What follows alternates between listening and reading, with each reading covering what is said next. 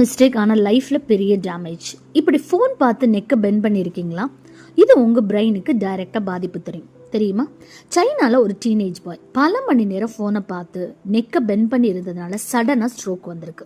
ஆமாங்க, just poster காரணமாகவே பிரெயினுக்கு போகக்கூடிய பிளட் ஃப்ளோ குறைஞ்சி போச்சு.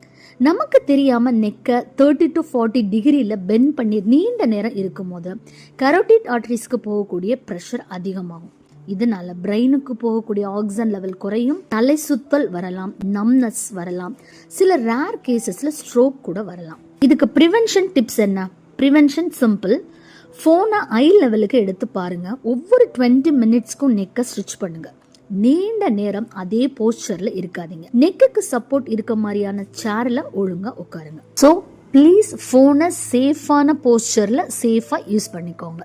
இந்த வீடியோவை யார் அதிகமாக மொபைல் ஃபோன் யூஸ் பண்ணுறாங்களோ அவங்களுக்கு ஷேர் பண்ணுங்கள். தேங்க்ஸ் ஃபார் வாட்சிங்.